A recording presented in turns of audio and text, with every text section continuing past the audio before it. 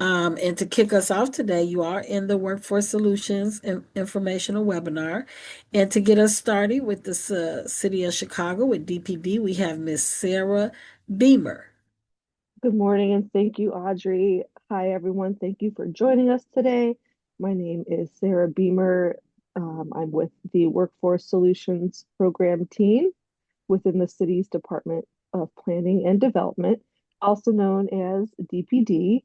You'll usually see my colleague, Lahia Everest, joining on these webinars. Unfortunately, she cannot be here today, but we are glad to have you here.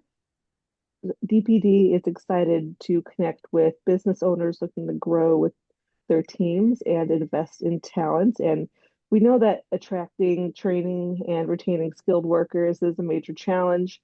So that's why this program it exists. It helps stretch your training budget by reimbursing up to 100% of eligible training costs for current employees and new hires up to a maximum award of 250,000. So we'll get into all those details in just a little bit.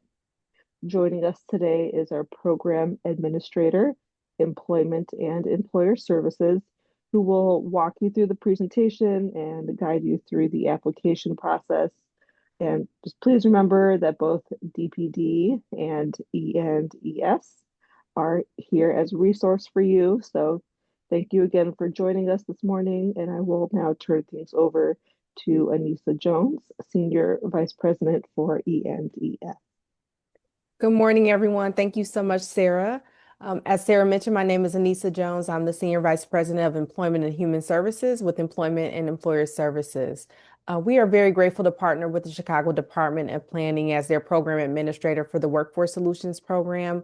A little background about our agency. We were founded in 1983 and we've worked with local Chicago businesses and residents for over 40 years. At our agency, we're really dedicated to advancing the economic foundation of communities through a skilled workforce, and we're really excited to support Chicago-based nonprofits and businesses to achieve this goal through the Workforce Solutions Program. As the administrator, we will oversee the day-to-day operations of the program. We'll work really closely with each of you throughout the full life cycle of the grant to help you with the application process, provide technical and hands-on assistance, and make sure that this is a successful and smooth process for you. We're very committed to helping businesses across all sectors and nonprofits to strengthen their workforce through this much-needed training and upskilling. We're very excited that you're here today and thank you for attending. And I'll now turn the presentation over to our program director, Audrey Johnson, who will lead today's information session. Thank you. Okay, thank you, ladies. Let's jump right in, everybody. Let's talk about workforce solutions. Today, we're going to be covering what is workforce solutions, the eligibility and funding. We're going to give you some examples of grant calculators, what businesses are ineligible for this grant, how your business location plays a part, application process, reimbursement process, the visits and monitoring, closeout steps, frequently asked questions, additional resources for you all to apply for, and then we're going to go into the Q&A. So please hold your questions until the presentation is over. What is Workforce Solutions? Training, training, training. Workforce Solutions grant covers qualified training for your current employees. This is a way to upscale them. It also covers new hires on the job, which is referred to as OJT training. You can do leadership development, you can do specific to your industry. You can do technology skills and so much more. Workforce Solutions reimbursement grants are funded through the City of Chicago via Tax Increment Financing. So this is tax dollars from the City of Chicago going to support businesses. We also get some funding from the proceeds from the Housing and Economic Development, which is normally referred to as bond funding. So you have TIF funding and bond funding. Grants may fund up to 100% of your eligible expenses for business who are seeking to train your current employees, or if you're going to do new hires and bring new employees in, this grant will benefit you greatly. So here's some of the requirements. If you are located in, if you're expanding into or relocating to the city of Chicago, you have to have a business address or your non-for-profit must be located in the city of Chicago. Workforce training is for W-2 permanent full-time or permanent part-time staff, not temporary staff, not one summer Chicago. They have to be permanent staff that you're pulling onto your uh agenda or onto your staff, and then they will qualify. Commitment to remain in the area, in the TIF area or bond area for at least 3 years. Financially prepared to pay up front for all your training costs, to pay for the salaries for the new staff, but then it will be reimbursed. Up to $250,000 is the grant limit over a 3-year period. Not that you get that amount of money to go over 3 years. You're granted a year contract that can be up to $250,000. But if you hit that limit, you cannot apply again for 3 years. If your organization is woman-owned or minority-owned, please be sure that when you're filling out your application, that you identify that on your application. You do not need to be formally certified or registered as a WBE or MBE for this application. This section is called self-identification. There are eligible industries, and of course, I'm going to read through this list, but this doesn't include everybody. If you ever run into an issue and you have a question about if your business fits into one of these areas, please give us a call. So, all nonprofits, food service, tourism, hospitality, healthcare and life sciences, manufacturing and industrial, information technology, real estate, finance, insurance, retail, energy, education and training, transportation, distribution, and logistics. That's just a few, but if you have questions, please reach out to us. What will Workforce Solutions fund? Training. They fund training. They want you to take your current employees and upskill them and make sure that they have the certifications they need, that they have professional development training. And then the new hire on the job, the only restriction is they must be Chicago residents, and then you would get some funds back as a result of that. But you could even be doing leadership development. You could be doing AI training. You could be doing QuickBooks training. What type of training do you need in your agency? We also give funds back for instructor wages. You have to find third-party trainers, but we will reimburse you for those trainers' costs.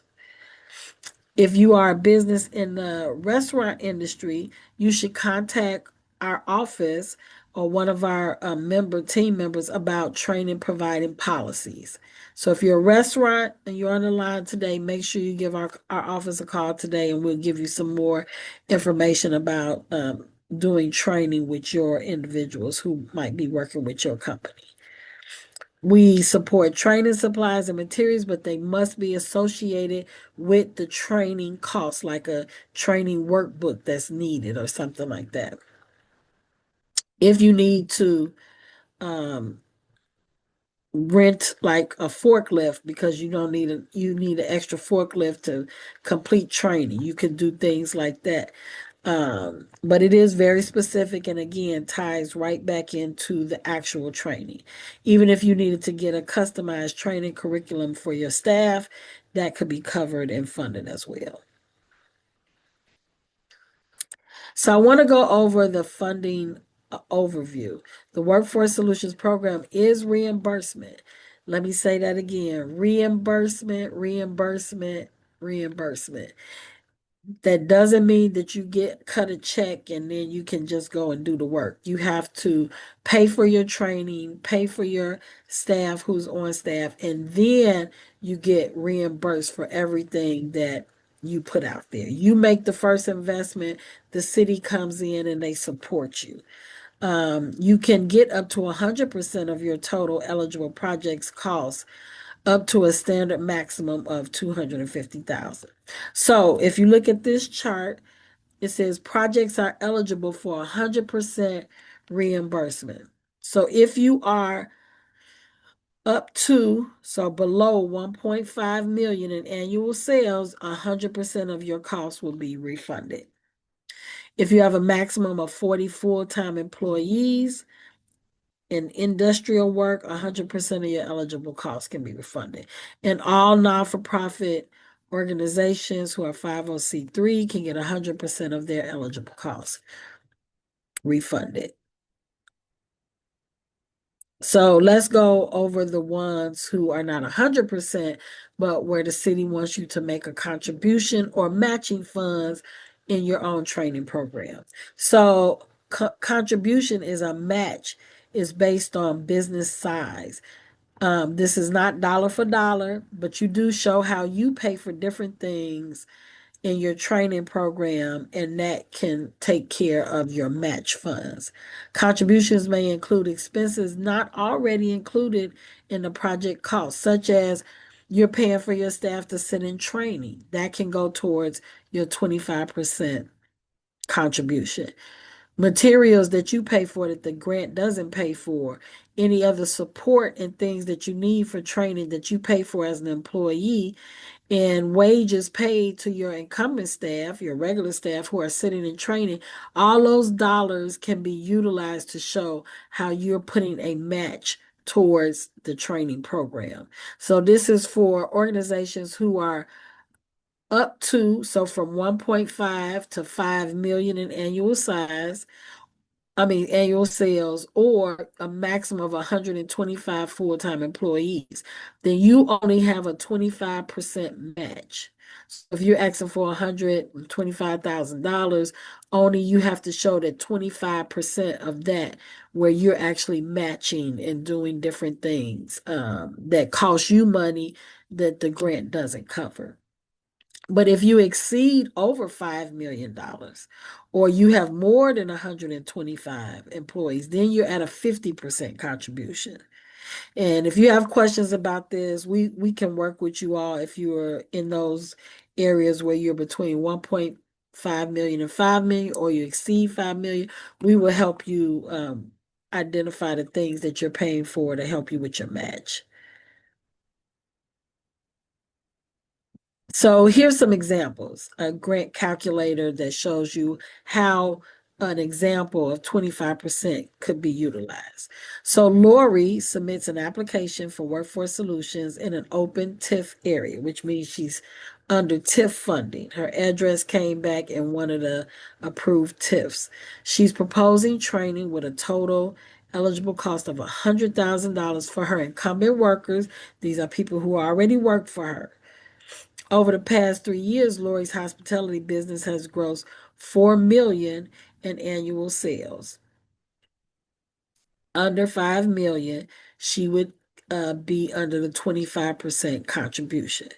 The breakdown is her grant proposal is for $100,000. She's between 1.5 and 5 million, so her contribution rate is 25%. She's granted the $100,000, but she will show us how $25,000 is being paid for by the company and they're investing back into their training program. The example for 50% match is similar. Sam submits an application for Workforce Solutions. He's in an open TIF area, which means there's money there to fund his project. He's proposing a total eligible cost of $200,000 because he has 20 current employees,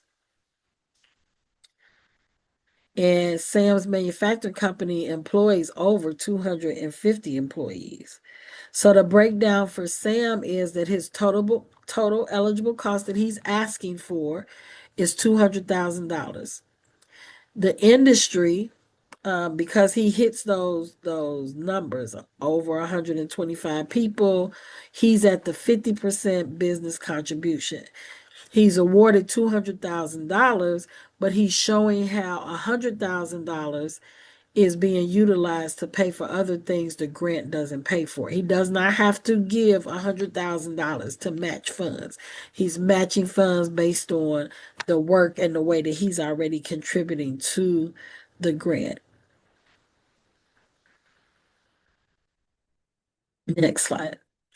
And then there's the zero match contribution. These are for organizations who are under the 1.5 million or they're non-for-profit. In this case, Jessica applies for a Workforce Solutions grant in a TIF area. She's approved. There's money there. Her non-for-profit organization serves the homeless at shelters throughout the city of Chicago.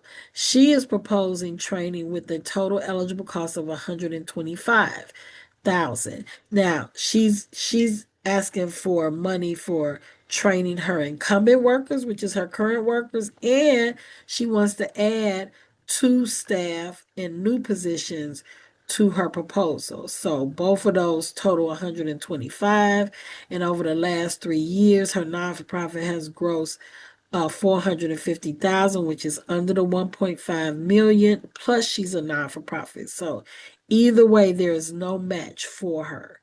Even if she was a non-for-profit and she was at 2 million, a non-for-profit does not have to do the match.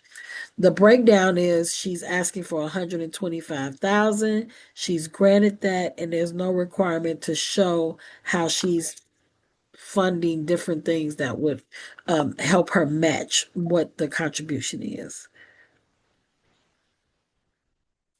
There are some businesses that are ineligible for this grant. So those are chain businesses, branch banks, employment agencies, religious worship institutions, currency exchanges, payday loan stores, pawn shops, astrology palm reading stores, K through 12 schools, gas stations, residential run business. So if you're running it from your home, then you would not qualify for this grant. Online only businesses, you would not qualify for this grant. Liquor stores, bars, nightclubs, smoke shops, cigar lounges, adult uses, firearm stores, shooting ranges, massage parlors, hotel or motel, residential storage warehouse, track waging facilities, trailer storage yards, or junkyards. Now, again, this list is not all inclusive, so if you have a question, just give us a call and we'll let you know if that business is eligible to move forward. So business location is very important. If you look at this map and you see all these different colors from the far north side to the far south side of the city, there are over 77 TIF areas that are open that have funding in it to help fund your projects. Grant program is open to businesses citywide between the TIF and the HED bond funding. So the bond funding is anybody who falls outside of these areas. So the city is really doing a great effort to get funds out there to support businesses and to keep you going in the city. So under the TIF applications, it's open year round, pending available funds in your TIF district. Now, there's 150 TIF areas. 77 of them are open now for workforce solutions, which is great.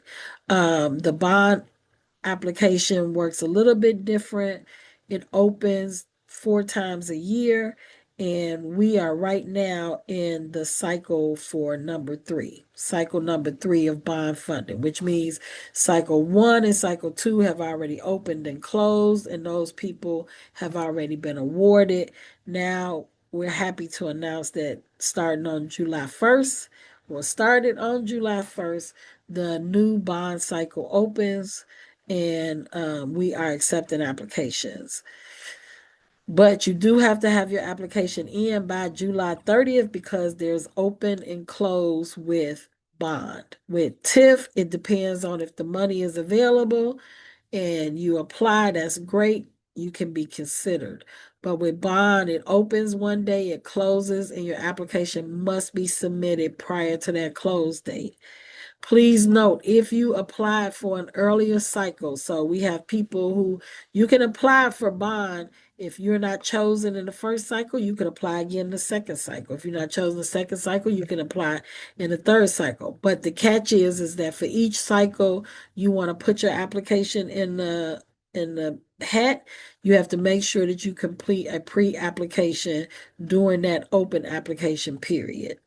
Again, it's open right now. So if you send us your address later on today, we look it up. We find out if you're in a TIF or a bond area. If you come back bond, then you definitely want to start working on your application and get it in before July 30th.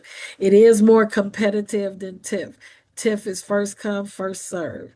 And as those monies disappear, it's going to be whatever is left in the TIF. And if you all the money is exhausted, then you're waitlisted until that TIF is refunded. Businesses outside of the districts are encouraged to contact us for guidance and next steps. Our website page at Workforce Solutions at eesforjobs.com is a great resource. We keep you updated there, and you can find a lot of information about what's going on with the grant. Business location. TIF funding requires your business to be in. So originally we started in May of 2025, and we had, I think it was 35. Now we're at 28 TIF districts designated for workforce solutions. But this year in May, the city was able to get an additional TIF areas open for us. So as of today, we're at 77. This is exciting news. We have 77 approved TIFs that are opening soon or are opening very soon. So please stay tuned. Check out our website page. We're trying to get all 77 uploaded, but here are 28 of the original ones with much more to come. Right now, these are still open. 119th in Halsted, 119th in I-57, 35th in Halsted, 47th in Ashland, 47th in Halsted, 47th in King Drive, 47th in State, 71st in Stony Island, 79th in Vincennes, 87th in Cottage Grove, Austin Commercial, Avalon Park, South Shore, Bronzeville, Chicago Central Park, Commercial Avenue, Division and Holman, Elston, Armstrong, Inglewood Neighborhood, Fullerton, Milwaukee, Greater Southwest East, Kenzie Industrial Corridor, Lawrence Broadway, Pulaski Corridor, Roseland, Michigan, Stevenson, Brighton, Washington Park, West Woodlawn, and Woodlawn.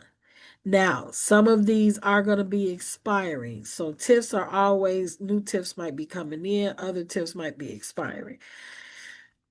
Next slide, please. So in 2026, we do have some expiring TIFs. So out of that list I just read, there are some TIFs that were going to be expired on December 31st, 2026. Last day to apply for those funds so that you have enough time before the year ends to actually do your training or get your application approved. So at this point, we are not taking new applications for these expiring areas, right? Because it expires in a couple of months. But if you are and you have an application in already, all documentation for applications and expiring TIFs must be received by the Workforce Solutions team no later than close of business on July the 14th, 2026.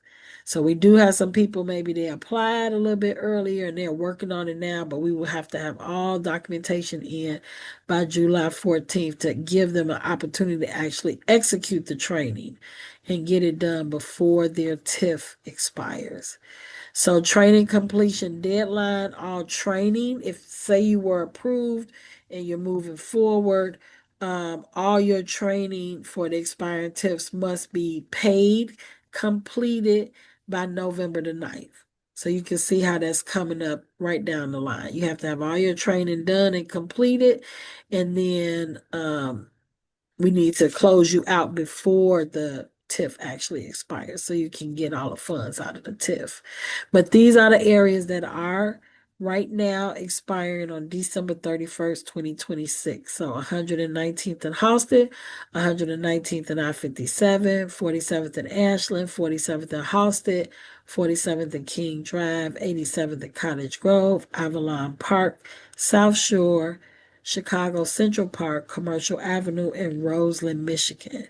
So if you're interested in those areas and you know that it's expiring, you can always call us and ask questions, and we'll give you the best information we can with the time that's remaining. Business location. So if you're not in a TIF district, just reach out to E&ES. Again, bond is probably a opportunity for you. But like I said, it is a little bit more competitive than TIF. If you're in a TIF district, but there's no funding.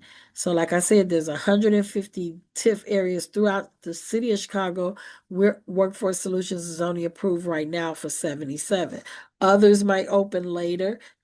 We check your address, you might come back waitlisted, which means that's an approved TIF, but there's no funding there right now. But as soon as that TIF opens up and is funded, our office would reach out to you and let you know that you could start completing the application for those funds. So not currently eligible for Workforce Solutions. Don't let that discourage you. If training is what you need and it's important to your agency, just reach out to us and we'll give you whatever information we have about the TIF that your business is in. Everybody in the city, if you're a business owner or non-for-profit owner, we are welcome to have you apply for this grant. And we will handhold you and work with you to get your application in. So the city of Chicago has created a platform that holds the grant that's called Submittable. So this page that you're looking at is on our Workforce Solutions website page. And if you go down right at the very top, where it gives you an explanation, you'll see policy and procedures. So you can read up and it'll probably answer a lot of questions that you might have about the grant and what you need to do to apply. And then right next to there's a button that says submit your application. That will take you out to the submittable platform where the grant is being held and where your application would be held. So in the next slide, you actually kind of see a little bit about how submittable looks. So right here, you can see where it says Workforce Solutions Program Application. You'll see all this information. It gives you the bond dates when they open, when they close. And when you, on this tab, you're going to actually create a password and a login so you can get in and out of Submittable to work on your application. And then once you create that login and everything, you're going to go in and complete what's called a pre-application. The pre-application will take you about 2 or 3 minutes to complete. It's basically your name, your address, and 2 or 3 questions. But what's nice about that is it gives us your business address so that we can check it through the city clearinghouse. So when we get you can also send us an email today after the presentation with your address, your business address. If you have more than one location, you can send us each location, and we will send that to the city to get them to go through their clearinghouse, and they will send us an email back and let us know, did you come back in a TIF area, what the name of that TIF area is, or if you came back outside of a TIF, which means then you're eligible for bond funding.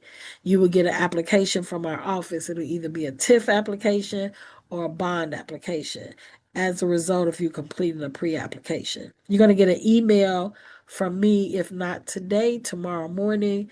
You'll get an email that gives you the pre-application, how to get to our website page, some information to keep you moving forward with the process. If you want, can I have Taib, can you just drop the pre-application in the chat, please? So you all can click on that. You can fill it out now. We'll start working on checking on your addresses.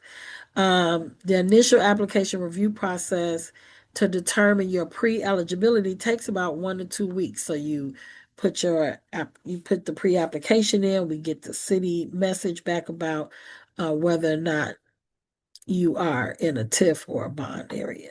One thing I want to stress is just to make a note that communication is huge in the grant process. You don't want to miss out on anything. You want to make sure all your paperwork and everything is approved. So all communications regarding the grant must be done through the submittable platform. So even though you have our personal emails, if you are providing documentation or communicating with us through that, please do that through the submittable platform.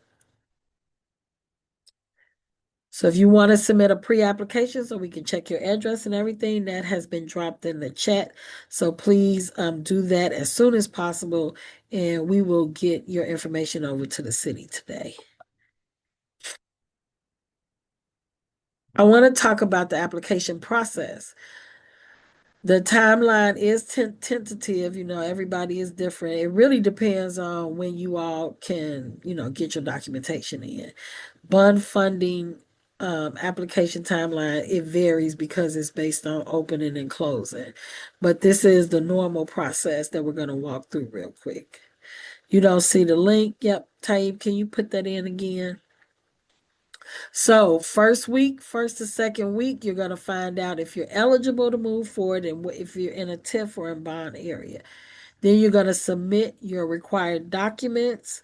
We're going to go over a few of those today, but it takes about 1 or 2 weeks because all your documentation has to meet the city's eligibility. So it's all reviewed. If we have problems or you don't have enough insurance or you don't have the right insurance or whatever, we're going to reach back out to you and help you work on that until you meet all the requirements. Then all your required approved paperwork goes to the city, and that takes about 3 to 4 weeks, and they issue what's called a recipient agreement. The recipient agreement is like your signed contract to get you started. And then you actually execute your contract once you get your conditional award letter. That award letter tells you the day your contract starts, the day it ends, and when you have to have all your training completed by. So step one, submit your application. Well, I'm going to say step one, submit your pre-application. That's step one. And then once you get the application back, you're going to complete that and fill it out on submittable. And you're going to be providing us what's called a training needs assessment, where you're looking at training across your company and what type of training you need to move your company forward. Step two, the applicant proceeds with submitting all those required documents, certificate of insurance, business license, letter of good standing, all the things that the city requires. And then step three, once documents are reviewed and approved by the E&ES staff and the city approves it, then you'll get what's called the recipient agreement. You're going to sign that, and then that goes back to the city, and then you're waiting for your conditional award letter. Step four, you submit your executed recipient agreement after you signed it, and then applicants are notified that their contract has been executed and the business receives the conditional award letter.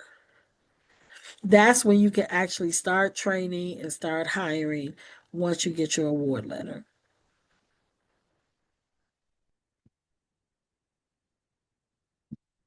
One important step is very time sensitive.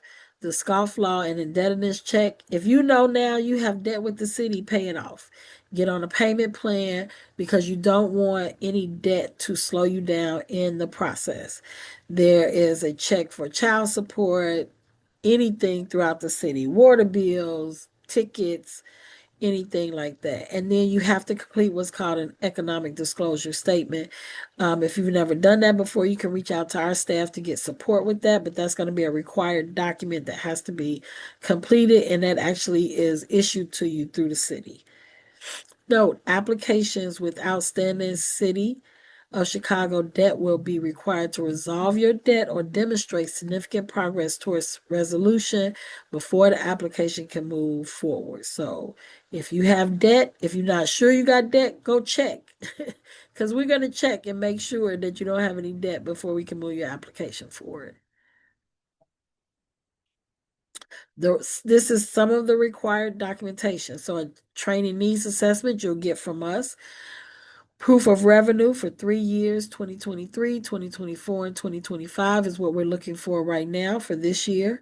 A certificate of insurance that shows your liability insurance and your workman's compensation insurance. Program policies and procedures. That's a form that you're going to get from us that you read the policy and procedures. Economic disclosure statement, which I talked about, a principal profile, who the principal people are in your agency or business. Child support affidavit. That's a form you're going to fill out. We're going to submit it to the city. Copy of your business license. Copy of your 501 non-for-profit status. Monitoring protocol requirement. You're going to fill that out for us.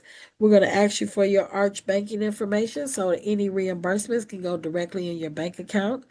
Whenever you're working with a third-party trainer, which that's a requirement of the grant, that you're collecting from them their training curriculum, a schedule when training is going to take place, the resumes for those trainers who are going to come on site, and any references of the training businesses or individuals that you're using. They have to provide references where they've trained before, because the city will be vetting them as they work with you before they accept them.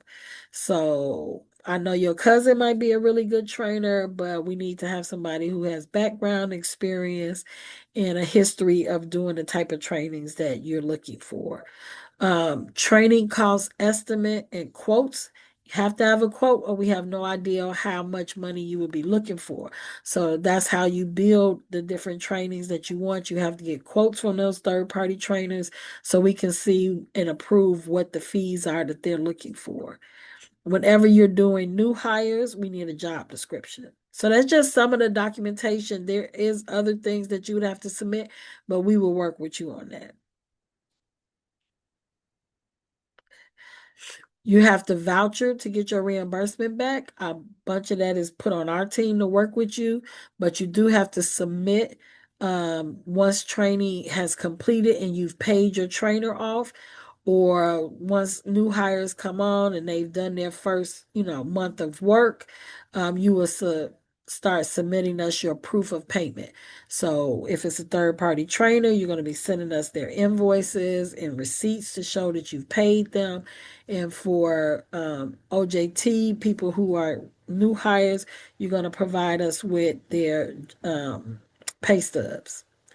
And then that's how you're going to get reimbursed for all of the costs that you pay out.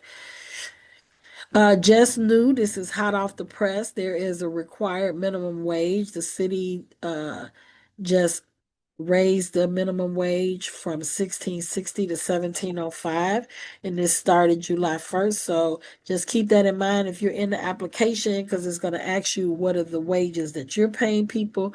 You cannot pay less than the 17.05, which is the minimum wage for the city of Chicago. Your frequency incumbent worker training, you can voucher up to 3 times that can be submitted over the contract term. So if you have training over 9 months, as you complete and in train and pay the trainers, then you can submit those invoices for reimbursement. For your on-the-job training, you can do monthly invoicing because they're working every day.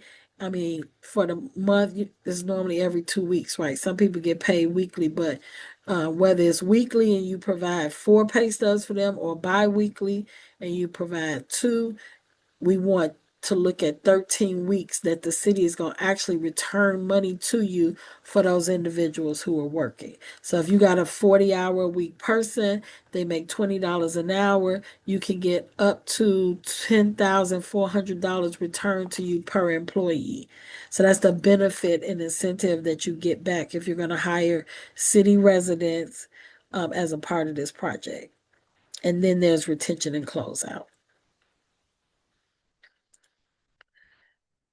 Reimbursement is documentation is submitted to us, to our office. My staff helps you complete your voucher forms. We're going to need all the invoices, receipts, proof of payment. That can be bank statements. That can be receipts that you get from showing payment was made. invoices, sign-in sheets. We will provide you with a sign-in sheet every time you host a training. You should have each staff sign in and how many hours they completed the training. But you will get that sheet from us. OJT, the biggest proof that you have is the pay stubs, and we're reimbursing you based on the pay stub and the number of hours that were completed for that staff person.